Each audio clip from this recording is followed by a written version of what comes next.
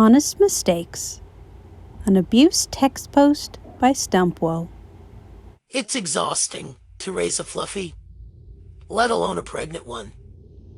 But it's totally worth it. Not because it's fulfilling, mind you. It's not. You actually kind of resent them.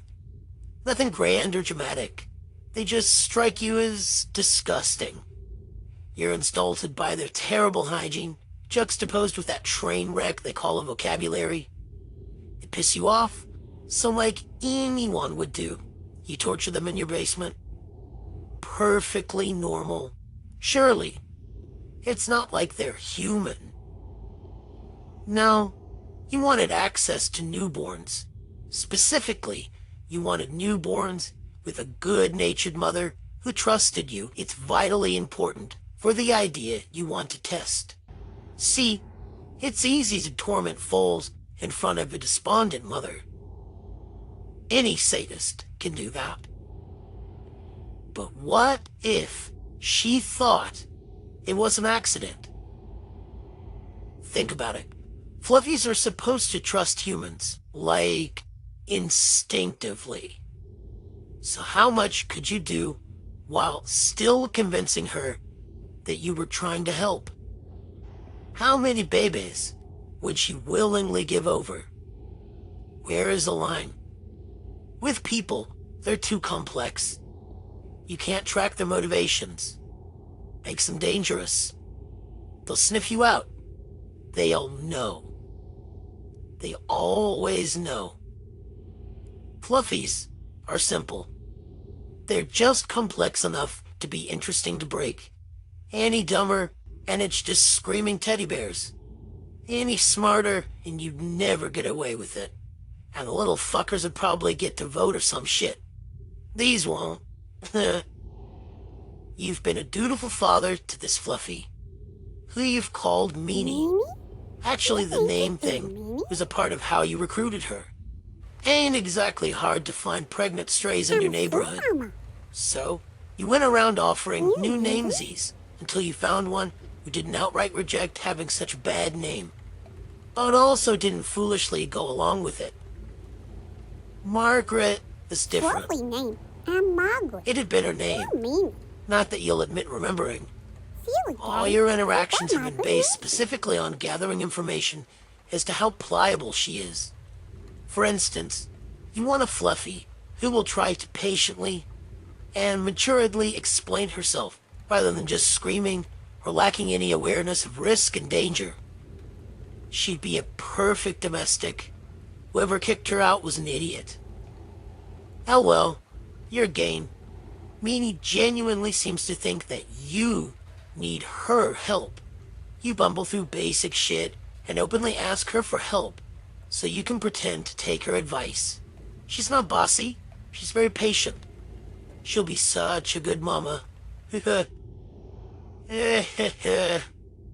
Already you've given her proof that you're unreliable and untrustworthy. You promised to help her when the babies come. So right before the moment of truth, he remembered a blanket you wanted to have ready and said you'll be right back. No! Daddy! Please no leave Meanie! Meanie need Daddy help! Daddy, go! You could hear her shouting. You'd only gone around the back of her, where she couldn't see. You couldn't see her face, but that was all part of the scheme. You waited a minute, and finally... Biggest puppy! Plop, plop, plop, plop. 6 perfect little Carpe Diem foals. Awesome. You've been hoping to get at least 4. This is gravy. Stroll casually in front of her. Oh, are those the babies? She looks up and gasps. Daddy, please help Meanie. So hurry. Give babies to Mama. Baby Chip is in cold. Little Blanky. Oh, right. Yeah, I don't know. Set it down or something, I guess. Can I pick up a baby? She scrunches her face up a bit. Why was Daddy being so calm? He hasn't even offered huggies. Well, Daddy, pick up babies and breed. Awesome. You're the best, Meanie. You reach out eagerly and pluck up a green colt that looked closest to Mama. Not the same shade, but damn close.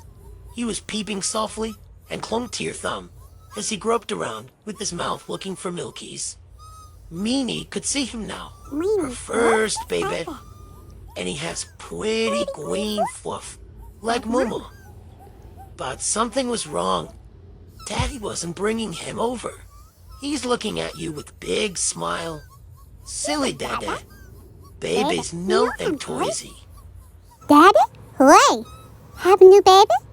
Give to Mama for wiki queenies. Wow, Meanie. He's so tiny. Look at his little hoosies. You were deliberately not looking at her at all, keeping yourself angled so she could see the tiny unicorn in your hand. But she's trusting and good-natured, is clearly sure that you just didn't hear her. Daddy, please give baby now. I'm too little for Upsy with Daddy. Ha ha ha. Nope. Sorry.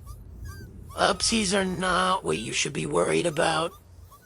If you had any sense of who or what to worry about, you'd have run screaming as soon as you saw me.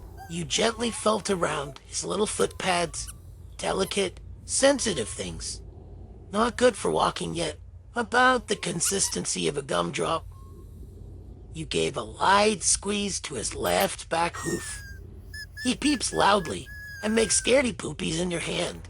Daddy? Baby scared? Please give baby. Baby need Mama. By now, she's regained the use of her weggies and is undoubtedly regretting having asked you to hand her the babies. Oh well, she's wrangling the other 5 and is giving bestest wiki queenies. Only the terrified peep of a newborn in pain broke her concentration. Daddy, give baby. Mama, help. Daddy, too biggie. Nah. Satisfied with how sensitive the hoosies are, you decide it's time to give the baby back and settle things down. Almost. First, you feel around with your thumb and forefinger and find the ankle joints on his weggies. You offer him your other thumb and he starts suckling, giving you the perfect opportunity to quietly pop his ankles. You feel him scream and bite down and start thrashing as soon as you pulled. You're steadying his shin bone and pull his foot away like you were filling a syringe. You feel a satisfying plop as a still growing joint fell apart. Your thumb may as well have been marble as far as his waggies were concerned. He couldn't hope to free his mouth up. Tears were forming in his tiny closed eyes. He moved on to the next ankle. Pop. More thrashing. His little butthole is flexing, trying desperately to expel poopies it didn't have. Pop. Vomit spurted out past your thumb. The pain must be unbearable now. Hill. He might have passed out. Actually, wait. Maybe he is passed out. His eyes are closed anyway. Hey, Meanie. Is this one okay? His eyes aren't even open. No, Daddy. Baby too little. See place is still closed. Yeah, that's right. I think it's weird, too. Hey, baby. You in there? I chuckle as I start to open his left eye. No need to blind the poor kid. Mom sees what I'm doing. No! Daddy, no open sea places. Baby too little. And bad for baby. Hot sea places. No! Don't worry. I'm being careful. Oh. What? She's only cleaned 2 of the other 5 babies. But she set them all down and starts grunting as she waddles over towards me. Daddy? No touch sea places. Sea places no for touches. Very delicate. Very sensitive. You ignore her concern and force the eye open. As the iris is exposed, it dilates. It doesn't turn cloudy, though. Huh. Thought it was supposed to. You grab the little LED flashlight in your pocket. Light up the little guy's eye. He starts screech vomiting bile as you unplug his mouth to keep him from drowning. Finally seeing the eye shrivel and cloud, you put the flashlight back. Then, making sure not to let Mama see, Not hard since she's doing that obnoxious tapping dance with her hooves that she does when she's scared you're gonna hurt yourself, and it takes a lot of concentration for a Fluffy to have a nervous tick. You pop the last ankle. He's young enough that they should. Heel doesn't seem like the right word to use. It's gonna make for 4 bad ankles. Learning to walk will be hard for him, especially since Fluffies tend to assume that feel waggy's okay. So the idea of fully ambulatory legs that he just can't get steady will be difficult for her to figure out. Hopefully she thinks it's her fault. That's the biggest wrinkle you haven't considered. You can't directly feed her information, so you need to make things really obvious if you want her to pick up on an idea. Fluffies being fluffies, they have difficulty with logical steps, let alone leaps. As one final injustice, you set him down with a small drop onto his mother's back, ignoring her request to Poop baby, give Mama Mouthy. Mama Callie baby. She waddles back over to soft Nesty on pretty bed where the other babies are. She realizes she can't reach her back to get baby. Daddy, help. She stops herself. Good. She's hesitating to ask for help. She knows you're unreliable. What's that, honey? You need help? No, Daddy.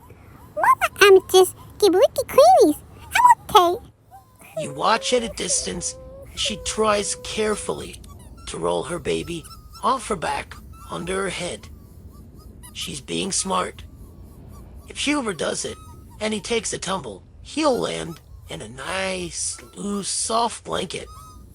She's thought about this. I wonder if that'll make her feel worse when he can't walk, right? Maybe she'll think she hurt him here. That would be rich. Tormenting herself, believing she failed to protect her baby simply because she didn't trust Dada. Bestest Dada? Hoo. Being a mama is just so hard. Oh well, that's for another day. She starts licking baby and quickly calms down as she sees he's acting normal, like his brothers and sissies.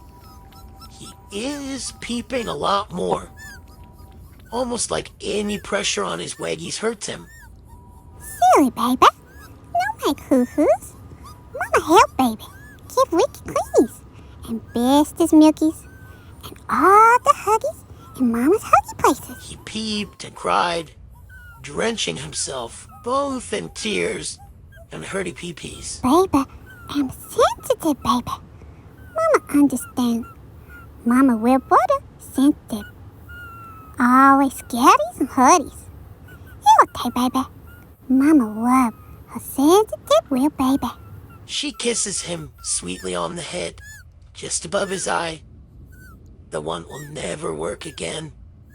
Ever see anything or anyone? It worked for a matter of moments, and in those moments, it saw only your face and a brilliant light that overwhelms and penetrates. It gazed upon that which it cannot comprehend, and in gazing forsaked ever bearing witness to anything again. That eye has served its purpose, and had already seen your might, power. What more was left to see? You leave the room, chuckling to yourself. What's a good excuse to ruin one of their poopy places? I'm sure you'll think of one.